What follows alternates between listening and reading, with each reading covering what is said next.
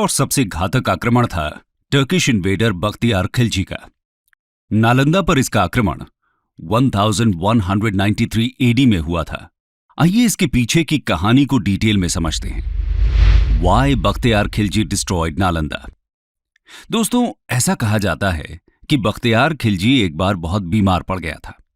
बहुत से उपाय और हकीमों के इलाज के बाद भी सेहत में कुछ सुधार नहीं हो रहा था। ऐसे में किसी ने सलाह दी कि नालंदा महावीरा के प्रिंसिपल राहुल श्री भद्र इलाज कर सकते हैं। एक बार उनसे इलाज कराकर देखा जाए। बख्तियार खिलजी को किसी गैर मुसलमान से इलाज कराना मंजूर नहीं था, इसलिए वो इस सलाह को पहले नजरअंदाज कर देता है। लेकिन जब सेहत और ज्यादा बिगड़ती जाती है तो उसे भी लगता है कि एक बार बुलाने में क्या हर्ज है। राहुल श्री भद्र बख्तियार खिलजी के पास पहुंच जाते हैं और उसकी जांच करते हैं। खिलजी इनके सामने ये शर्त रख देता है कि वो इनकी दी हुई कोई भी दवा नहीं खाएगा। इस तरह से वो राहुल श्री भद्रा को चैलेंज करना चाहता था और हिंदूज को भी नीचा दिखाने की कोशिश कर रहा था। इसके बावजूद राहुल श्री भद्रा भरोसा दिलाते हैं कि खिलजी की सेहत में जल्दी ही सुधार हो जाएगा। वो खिलजी को कुरान देते हैं और कहते हैं कि इसके कुछ पन्ने रोज पढ़ा करो। खिलजी ऐसा ही करता है और देखते ही देखते उसकी सेहत सुधरने लगती है। दोस्तों, राहुल श्री भद्रा ने कुरान के पन्नों में दवा लगा दी थी जो पढ़ते समय खिलजी तक पहुंच जाती थी और इस तरह वो पूरी तरह सही हो जाता है। जब खिलजी को इस बात का पता चलता है तो उसे बहुत ज्यादा इनसिक्योरिटी और जेलसी फील होती है। उसे लगता है कि इन काफिरों के पास मुस्लिम हकीमों से ज्यादा ज्ञान कैसे है। बस इसी बात से नाराज खिलजी फैसला करता है कि वो इस ज्ञान के सोर्स को ही हमेशा हमेशा के लिए खत्म कर देगा। आइए जानते हैं कि इस ज्ञान का सोर्स आखिर था क्या। Destruction of Nalanda. दोस्तों, राहुल श्री भद्रा और नालंदा में रहने वाले उनके जैसे हजारों बुद्धिस्ट मंक्स के ज्ञान का सोर्स था यहां की लाइब्रेरी। नालंदा के पास उस वक्त दुनिया की सबसे बड़ी लाइब्रेरी थी।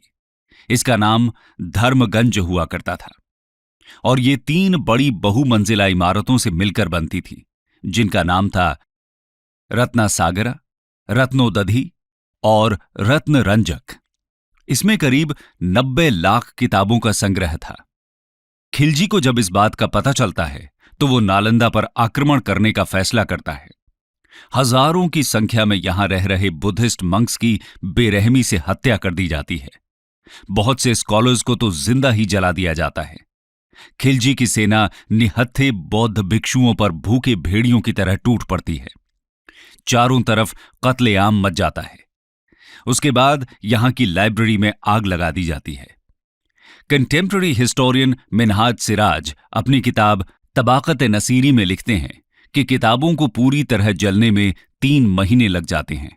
इससे आप समझ सकते हैं कि कितना विशाल संग्रह रहा होगा यहां किताबों का।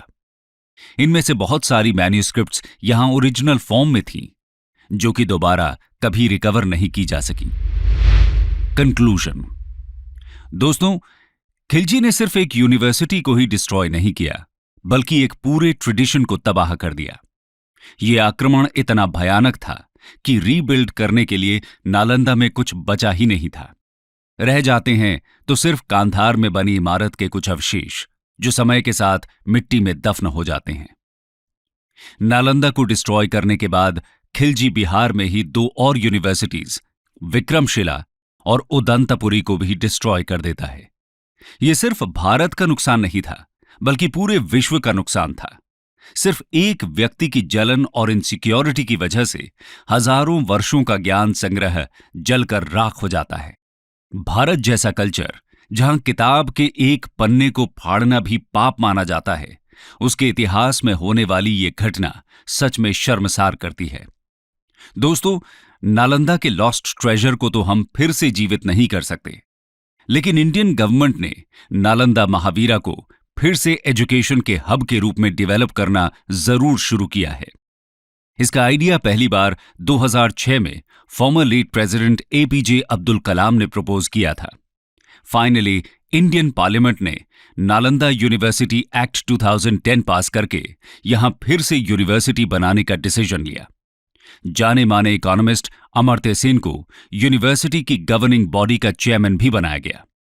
2014 से नालंदा यूनिवर्सिटी में एडमिशन्स भी शुरू किए जा चुके हैं।